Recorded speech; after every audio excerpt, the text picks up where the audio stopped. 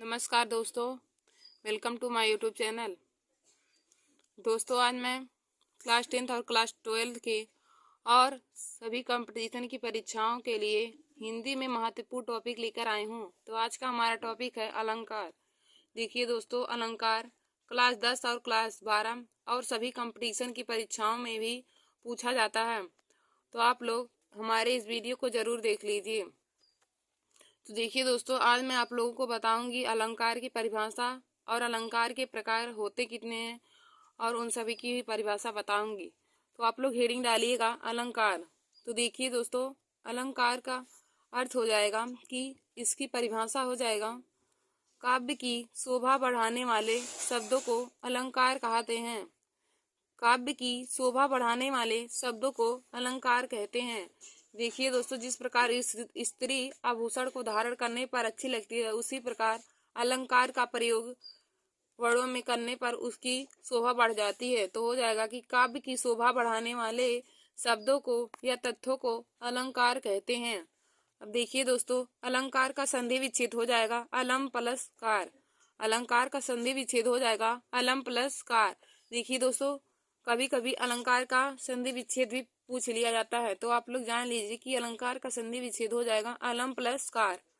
अब हम देखेंगे कि अलंकार के भेद, अलंकार के कितने प्रकार होते हैं।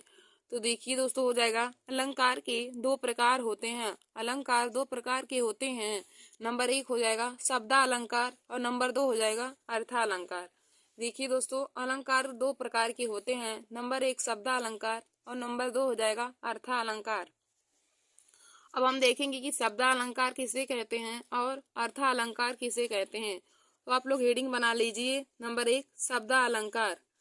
तो इसमें लिखेंगे जहाँ पर शब्दों के माध्यम से काव्य में शोभा बढ़ाई जाए।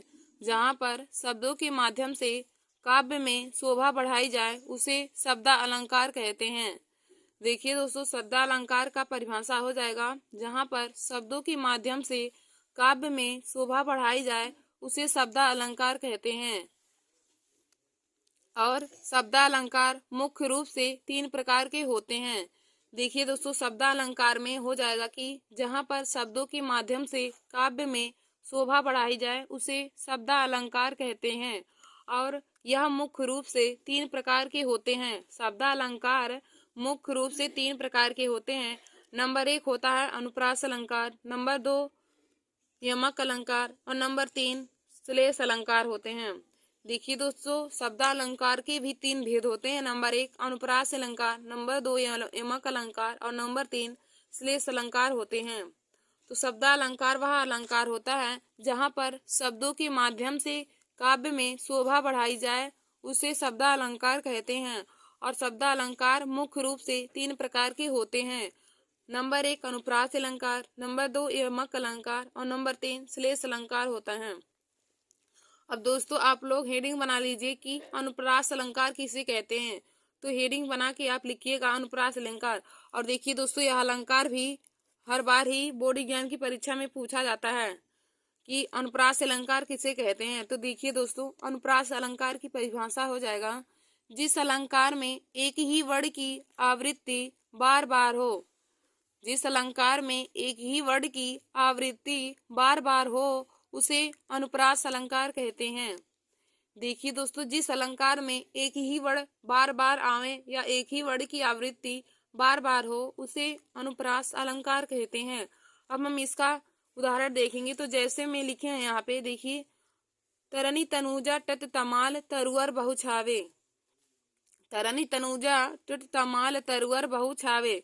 देखिए दोस्तों, इस उदाहरण में ता वर्ण की आवृत्ति बार बार हुई है, इसलिए हम कह सकते हैं कि यह अनुप्रास अलंकार का उदाहरण है।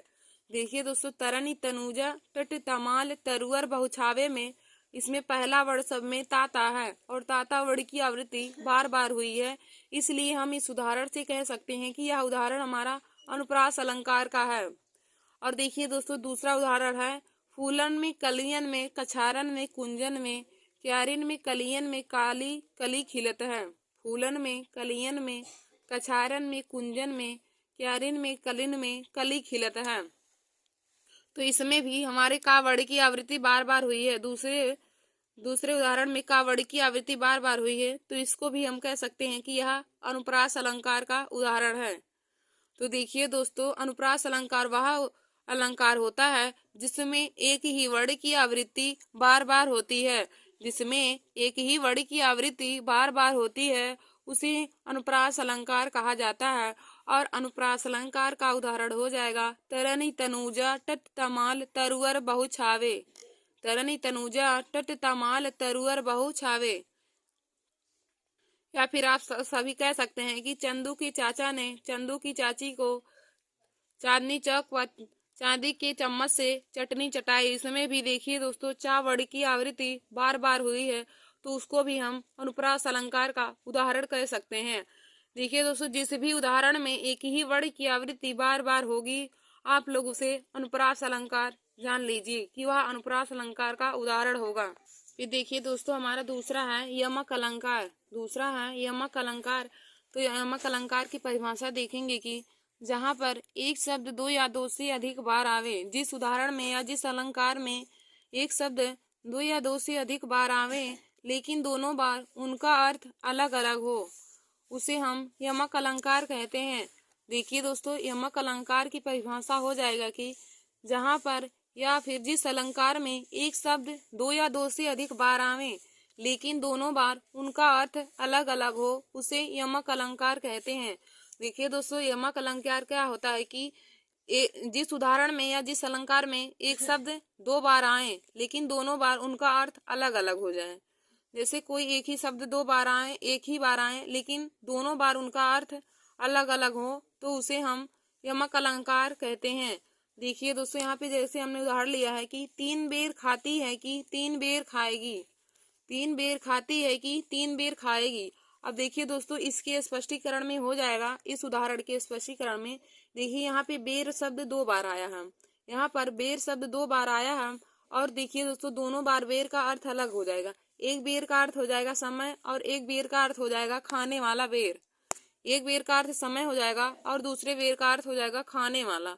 तो देखिए दोस्तों, यमक अलंकार का परिभाषा होता है कि जिस अलंकार में एक शब्द दो बार या दो से अधिक बार आए लेकिन दोनों बार उनका अर्थ अलग अलग हो, यानी कि दोनों बार उनका अर्थ समान ना हो बल्कि अलग अलग हो, तो उसे हम यमक अलंकार का उदाहरण कहते हैं। तो यहाँ पे देखिए उदाहरण में हमने लिया है तीन बेर खाती है कि तीन बेर खाएगी। अब देखिए दोस्तों, यहाँ पे उदाहरण में दो बार बेर आया, एक बार यहाँ पे आया है, एक बार यहाँ पर। अब एक बेर का अर्थ हो जाएगा कि समय और एक बेर का अर्थ हो जाएगा खाने वाला बेर, यानी कि जिसको आप लोग बेर कहते हैं वही हो जाएगा। और हम लोग जैसे दूसरा यहाँ पे उदाहरण लेते हैं, तो दूसरा उदाहरण है काली घटा की घमंड घटा। देखिए दोस्तों, दूसरा है उदाहरण काली घटा की घमंड घटा। अब देखिए दोस्तों, काली घटा की घमंड घटा में हमारा घटा शब्द दो बार आया है। एक बार यहाँ पे घटा शब्द आया है, एक बार यहाँ पर भी आया है। अब देखिए दोस्तों, यहाँ पर भी घटा का अर्थ दोनों बार अलग अलग होगा। तो एक घटा का अर्थ बादल हो जाएगा और दूसरे घटा का अर्थ कम हो जाएगा, यानी कि कम होना एक घटा का अर्थ हो जाएगा और एक घटा का अर्थ हमारा बादल हो जाएगा। तो दोस्तों, आशा करती हूँ कि आप लोगों को यमक अलंकार का परिभाषा समझ में आया होगा। तो यमक अलंकार की परिभाषा होता है कि जहाँ पर एक शब्द दो या दो से अधिक बार आवे, जहाँ पर या जिस अलंकार में एक शब्द दो या दो से अधिक बार आवे कि लेकिन दोनों बार उनका अर्थ अलग अलग हो, दोनों बार उनका अर्थ अलग अलग हो, उसे यमक अलंकार कहते हैं। और यमक अलंकार का परिभाषा हो जाएगा तीन बेर खाती है कि तीन बेर खाएगी। तीन बेर खाती है कि तीन बेर खाएगी। तो यहाँ पे एक बेर का अर्थ समय हो जाएगा और दूसरे बेर का अर्थ खाने वाला बेर, यानी कि बैर हो जाएगा। और दोस्तों, हमने यहाँ पे दूसरा उदाहरण लिया है कि काली घटा की घमंड घटा। काली घटा की घमंड घटा। अब देखिए दोस्तों, इस उदाहरण में हमारा घटा शब्द दो बार आया है, तो एक घटा का अर्थ बादल हो जाएगा और दूसरे घटा का अर्थ कम होने से हो जाएगा। तो एक घटा का अर्थ बादल हो जाएगा और दूसरा घटा का मतलब कम हो जाएगा। और देखिए दोस्तों, आप लोग तीसरा उदाहरण भी लिख सकते हैं कनक कनक ते सगुनी मादकता अधिकाय। कनक कनक ते सगुनी मादकता अधिकाय। या पावे बौराय जग व खावे बौराय। या खावे बौराय जग व पावे बौराय। अब देखिए दोस्तों, कनक कनक ते सगुनी मादकता अधिकाय। इस उदाहरण में कनक कनक हमारा शब्द जो कनक शब्द है वह दो बार आया है और लेकिन यहाँ पर भी कनक का अर्थ दोनों बार अलग अलग होगा। देखिए दोस्तों, एक कनक का अर्थ सोने से होता है और एक कनक का अर्थ धतूरा होता है। देखिए दोस्तों, जो व्यक्ति अधिक सोना पा जाता है तब भी वह पागल हो जाता है, या फिर जो व्यक्ति धतूरा खा लेता है वह भी पागल हो जाता है। तो आशा करती हूँ कि आप लोगों को सभी उदाहरण और उसमें प्रयुक्त शब्द का अर्थ पता चल गया होगा। तो आशा करती हूँ आप लोगों को यमक अलंकार बहुत अच्छे तरीके से समझ में आया होगा। अब हम आगे आप लोगों को श्लेष अलंकार बताते हैं। आगे हमारा है श्लेष अलंकार। तो देखिए दोस्तों, श्लेष अलंकार किसे कहते हैं? तो हो जाएगा जिस अलंकार में एक शब्द एक ही बार आवे, जिस अलंकार में एक शब्द एक ही बार आवे लेकिन उसका अर्थ अलग अलग हो, लेकिन उसका अर्थ अलग अलग हो, उसे श्लेष अलंकार कहते हैं। देखिए दोस्तों, श्लेष अलंकार क्या हो जाएगा कि जिस अलंकार में एक शब्द एक ही बार आवे लेकिन उनका अर्थ हर बार अलग अलग हो। यमक अलंकार में होता है कि एक शब्द दो या दो से अधिक बार आवे लेकिन दोनों बार उनका अर्थ अलग अलग हो। और जबकि श्लेष अलंकार हो जाएगा कि एक शब्द एक ही बार आवे लेकिन उनका अर्थ अलग अलग हो, तो उसे हम श्लेष अलंकार कहते हैं। अब दोस्तों, श्लेष अलंकार का यहाँ पे उदाहरण देखेंगे तो उदाहरण हो जाएगा चरण धरत चिंता करत चितवत चारहु ओर। चरण धरत चिंता करत चितवत चारहु ओर, सुबरन को खोजत फिरत कभी बेविचारी चोर। देखिए दोस्तों, श्लेष अलंकार का उदाहरण है चरण धरत चिंता करत चितवत चारहु ओर, सुबरन को खोजत फिरत कभी बेविचारी चोर। अब देखिए दोस्तों, हम इसके उदाहरण के अर्थ को बताते हैं आप लोग को। चरण धरत चिंता करत चितवत चारहु ओर। अब यहाँ पे हमारा देखिए सुबरन शब्द है। सुबरन शब्द यहाँ पे एक बार आया है, लेकिन हम इसके तीनों अर्थ बताते हैं। एक बार यहाँ पे आया है लेकिन इसका अर्थ अलग अलग होगा। देखिए दोस्तों, चरण धरत चिंता करत चितवत चारहु ओर, सुबरन को खोजत फिरत कभी बेविचारी चोर। देखिए दोस्तों, सुबरन माने होता है अच्छा, तो कवि के लिए सुबरन का अर्थ हो जाएगा कि कवि हमेशा अच्छे वर्ण को खोजता है। अब बेविचारी का मतलब हो जाएगा दुष्ट व्यक्ति हमेशा सुंदर महिला को खोजता है। फिर हमारा चोर का अर्थ हो जाएगा कि चोर अच्छे धन को खोजता है, कभी अच्छे वर्ण को खोजेगा, और दुष्ट व्यक्ति सुंदर महिला को, और चोर व्यक्ति जो होता है वह अच्छे धन दौलत को ही खोजता है। तो यहाँ पे सुबरन शब्द है जो एक ही बार आया है और हमने इसका अलग अलग अर्थ आपको बता दिया है। तो देखिए दोस्तों, श्लेष अलंकार क्या होता है कि जिस अलंकार में एक शब्द एक ही बार आवे, जिस अलंकार में एक शब्द एक ही बार आवे लेकिन उसका अर्थ अलग अलग हो, लेकिन उसका अर्थ हर बार अलग अलग हो, तो उसे हम श्लेष अलंकार कहते हैं। और श्लेष अलंकार का उदाहरण हो जाएगा चरण धरत चिंता करत चितवत चारहु ओर। चरण धरत चिंता करत चितवत चारहु ओर, सुबरन को खोजत फिरत कभी बेविचारी चोर। सुबरन को खोजत फिरत कभी बेविचारी चोर। तो यहाँ पे जो सुबरन शब्द है इसी का अर्थ तीनों बार अलग अलग होगा, क्योंकि अच्छे वर्ण को हमेशा कवि खोजता है, और सुंदर महिला को दुष्ट व्यक्ति, और अच्छे धन दौलत को चोर व्यक्ति हमेशा खोजता है। तो दोस्तों, आशा करती हूँ कि आप लोगों को श्लेष अलंकार भी समझ में आया होगा और इसका उदाहरण भी। देखिए दोस्तों, आगे आप सब लोग देखेंगे अर्थालंकार। तो अर्थालंकार में परिभाषा हो जाएगा जिस अलंकार में अर्थों के माध्यम से काव्य की शोभा बढ़ाई जाए। जिस अलंकार में अर्थों के माध्यम से काव्य की शोभा बढ़ाई जाए उसे हम अर्थालंकार कहते हैं। अब देखिए दोस्तों, अर्थालंकार के भी तीन भेद होते हैं। नंबर 1 उपमा अलंकार, नंबर 2 रूपक अलंकार, और नंबर 3 उत्प्रेक्षा अलंकार हो जाएगा। तो अर्थालंकार के भी तीन भेद होते हैं। नंबर 1 उपमा अलंकार होता है, नंबर 2 रूपक अलंकार, और नंबर 3 उत्प्रेक्षा अलंकार हो जाएगा। अब देखिए दोस्तों, हम आप लोगों को इन सभी का भी परिभाषा बताते हैं। तो देखिए दोस्तों, नंबर 1 हेडिंग आप लोग डालेंगे उपमा अलंकार। तो उपमा अलंकार किसे कहते हैं? तो इसमें आप लोग लिखेंगे जिस अलंकार में किसी व्यक्ति या वस्तु की तुलना, जिस अलंकार में किसी व्यक्ति या वस्तु की तुलना समान गुणधर्म के आधार पर दूसरे व्यक्ति या वस्तु से की जाए उसे उपमा अलंकार कहते हैं। देखिए दोस्तों, उपमा अलंकार का परिभाषा हो जाएगा कि जिस अलंकार में किसी व्यक्ति या वस्तु की तुलना समान गुणधर्म के आधार पर दूसरे व्यक्ति या दूसरी वस्तु से की जाए उसे हम उपमा अलंकार कहते हैं। अब देखिए दोस्तों, उपमा अलंकार का उदाहरण हो जाएगा कि मुख चंद्रमा सा सुंदर है, मुख चंद्रमा सा सुंदर है।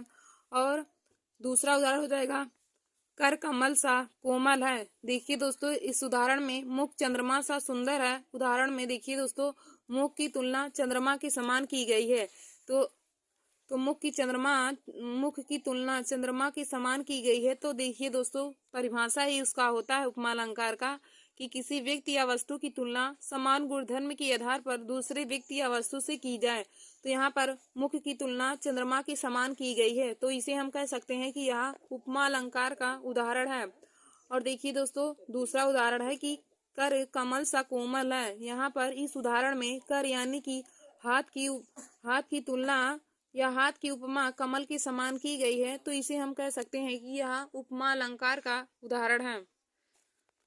देखिए दोस्तों, उपमा अलंकार का क्या परिभाषा हो जाएगा। उपमा अलंकार है कि जिस अलंकार में किसी व्यक्ति या वस्तु की तुलना समान गुणधर्म के आधार पर दूसरे व्यक्ति या दूसरे वस्तु से की जाए तो उसे हम उपमा अलंकार कहेंगे।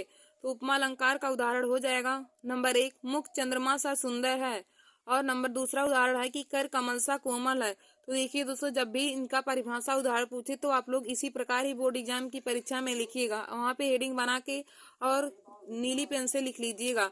और देखिए दोस्तों, उदाहरण को काली पेन से लिखिएगा। और ये देखिए, हमने आप लोगों को उदाहरण और परिभाषा बता दिया। तो देखिए, उदाहरण में मुख चंद्रमा सा सुंदर है, यहाँ पर मुख की तुलना चंद्रमा के समान की गई है, तो हम इसे कह सकते हैं यह उपमा अलंकार का उदाहरण है। और दूसरे उदाहरण में कहा है कि कर कमल सा कोमल है, यानी कि हाथ की तुलना कमल के समान की गई है, तो इसे भी हम उपमा अलंकार का उदाहरण कह सकते हैं। फिर हमारा अगला देखिए है कि दोस्तों, अगला हम देखेंगे रूपक अलंकार। देखेंगे रूपक अलंकार किसे कहते हैं और उसका उदाहरण। तो रूपक अलंकार में लिखिएगा आप लोग, जिस अलंकार में उपमेय में उपमान का भेद रहित आरोप हो। जिस अलंकार में उपमेय में उपमान का भेद रहित आरोप हो वहाँ रूपक अलंकार होता है। जिस अलंकार में उपमेय में उपमान का भेद रहित आरोप हो वहाँ रूपक अलंकार होता है। और देखिए दोस्तों, रूपक अलंकार का उदाहरण हो जाएगा चरण कमल बंदो हरिराई। चरण कमल बंदो हरिराई। देखिए दोस्तों, यह उदाहरण बहुत ही इम्पोर्टेंट है, क्योंकि यह उदाहरण हर कंपटीशन की परीक्षाओं में देकर पूछ लेता है कि चरण कमल बंदो हरिराई में कौन सा अलंकार है। तो देखिए दोस्तों, चरण कमल बंदो हरिराई में रूपक अलंकार है।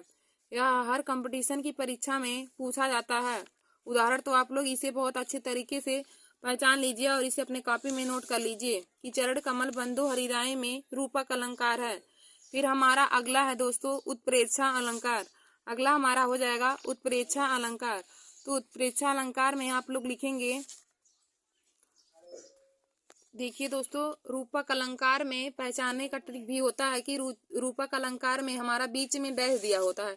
यदि डैश देकर सी समान सरिस आ जाए तो वह उपमा अलंकार होता है, और लेकिन यदि सिर्फ डैश आ जाए तो वह हमारा रूपक अलंकार का उदाहरण होता है। तो मैंने आप लोगों को उपमा अलंकार और रूपक अलंकार का पहचानने का ट्रिक बता दिया। देखिए दोस्तों, उपमा अलंकार में होता है कि डैश देकर सी समान सरिस आ जाता है तो वह उपमा अलंकार का उदाहरण होता है, और जबकि हमारा यदि केवल डैश देता है तो वह हमारा रूपक अलंकार का उदाहरण हो जाएगा। फिर हम अगला देखेंगे उत्प्रेक्षा अलंकार। उत्प्रेक्षा अलंकार किसे कहते हैं। तो देखिए दोस्तों, जिस अलंकार में उपमेय में उपमान की संभावना की जाए, जिस अलंकार में उपमेय में उपमान की संभावना की जाए उसे उत्प्रेक्षा अलंकार कहते हैं।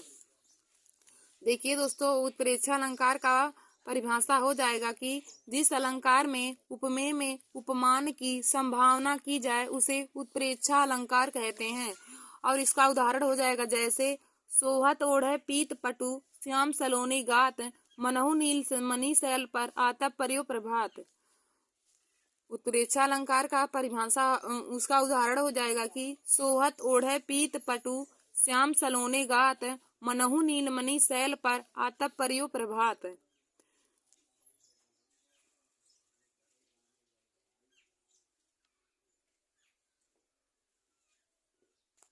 देखिए दोस्तों, उत्प्रेक्षा अलंकार का परिभाषा हो जाएगा कि जिस अलंकार में उपमेय में उपमान की संभावना की जाए तो उसे हम उत्प्रेक्षा अलंकार कहते हैं।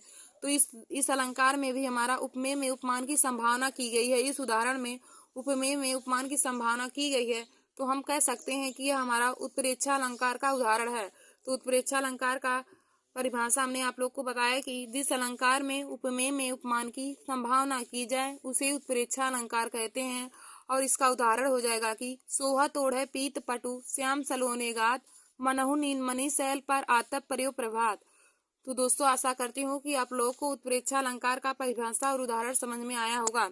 तो आज मैंने आप सभी लोगों को अलंकार के बारे में बताया, उसमें अलंकार की मैंने आप लोगों को परिभाषा बताया। और देखिए दोस्तों, अलंकार का संधि विच्छेद आप लोग अपने कॉपी में जरूर नोट कर लीजिए, क्योंकि यह हर कंपटीशन की परीक्षाओं में पूछ लेता है कि अलंकार का संधि विच्छेद क्या होता है। तो अलंकार का संधि विच्छेद हो जाएगा अलम प्लस कार। और देखिए दोस्तों, बताया कि अलंकार के प्रकार, तो अलंकार दो प्रकार के होते हैं, नंबर 1 शब्दालंकार और नंबर 2 अर्थालंकार। अब देखिए दोस्तों, हमने आप लोग को बताया कि शब्दालंकार किसे कहते हैं और अर्थालंकार किसे कहते हैं। तो शब्दालंकार में बताया कि जहाँ पर या जिस अलंकार में शब्दों के माध्यम से काव्य में शोभा बढ़ाई जाए, जिस अलंकार में शब्दों के माध्यम से काव्य में शोभा बढ़ाई जाए उसे हम शब्दालंकार कहते हैं।